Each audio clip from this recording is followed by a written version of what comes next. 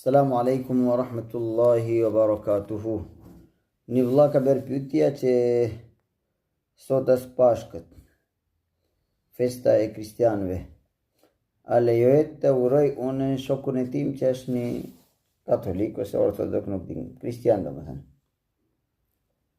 Vlezër, e pari do të kuptojmë Pashkë çfarë është. Bindja atyre është Pashkët këtë ditën. Isa a.s. që ato thonë biri i Zot, ai është kryqëzuar. Edhe pas kryqëzimi, ai është varrosur. Edhe pastaj pas 3 ditë, ai është rinjallë. Dhe pastaj është ikur në qiell. Kjo është bindja atyre. Edhe ato në për këtë iknajsi, ato po festojnë Pashkët.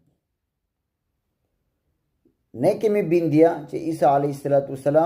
wa ma qataluhu wa ma salabuhu walakin shubbiha lahum, që ato nuk kanë vrarë Isain a.s.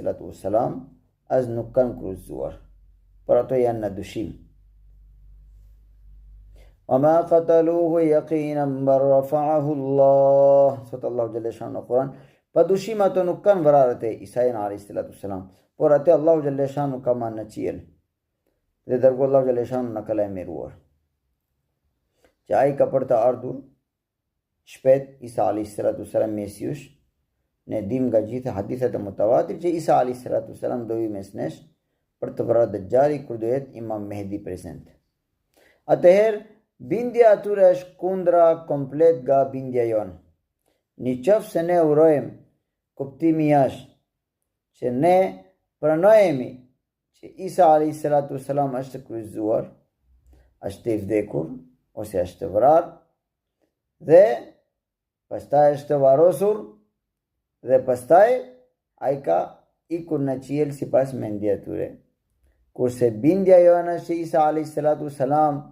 pa i vdekur, pa marrë asnjë efekti fizik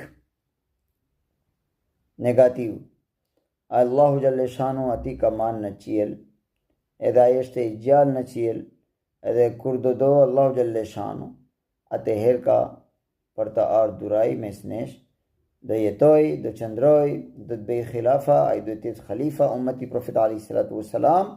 dhe pastaj do të vi vdekja si i vdekja normal, si vin i vdekja njeriu. Kjo është Isa a.s. Prandaj nuk lejohet bërja urimi kristianëve, është haram ndaluar rrethsisht.